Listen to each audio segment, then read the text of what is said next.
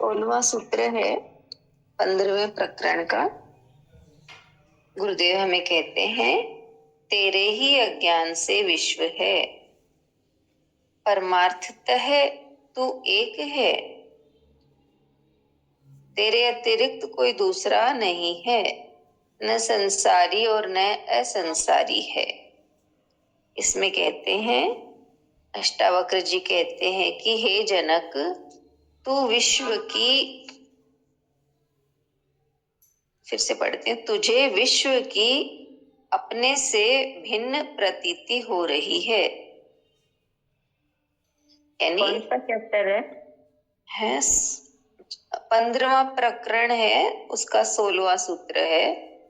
ठीक है। हाँ, इसमें जनक जी कह रहे हैं कि तुझे विश्व की अपने से भिन्न प्रतीति हो रही है, यानी तू संसार को, विश्व को अपने से अलग समझ रहा है। तू संसार को अपने से भिन्न समझता है, इसलिए मैं और विश्व तुझे दिखाई देते हैं, यानी अलग अलग दिखते हैं। मैं अलग और विश्व अलग। यह दो का विभाजन ही अज्ञान है। उसी अज्ञान के कारण यह विश्व है, अन्यथा परमार्थ में न तू है न यह विश्व, बल्कि एक ही आत्मा है। जो तू है वही यह विश्व है।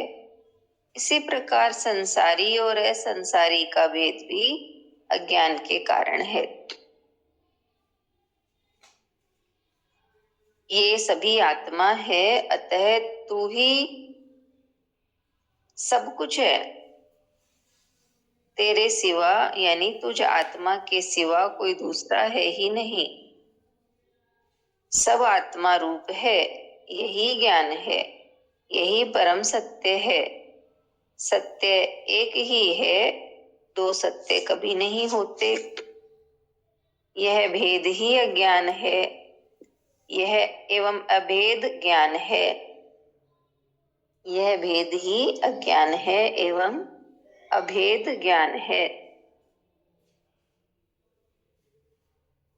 यानी हम अलग अलग मान रहे हैं, ये तो हमारा ज्ञान है, और अभेद ज्ञान है, यानी एक ही सत्ता है, एक ही आत्मा है, ये ज्ञान है। यानी कोई भेद ही नहीं बचा। अभेद के बीच जब अहंकार की दीवार खड़ी होती है, तब भेद दिखाई देता है। इसके गिरते ही सब अभेद दिखाई देता है। सभी संयुक्त प्रतीत होते हैं, अतः अहंकार ही अज्ञान है। यह आत्मा संसारी भी नहीं है, क्योंकि यह संसार में लिप्त नहीं है। यह असंसारी भी नहीं है, क्योंकि संसार उसी की अभिव्यक्ति है। यानी आत्मा संसारी भी नहीं है, क्योंकि आत्मा में कोई संसार, ये संसार में लिप्त नहीं है, आत्मा निर्लिप्त है।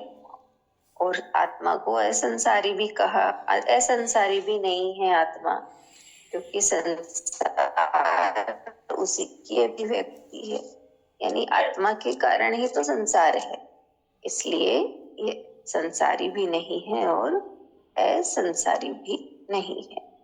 नहीं है, स्पष्ट समझ में आ गया होगा।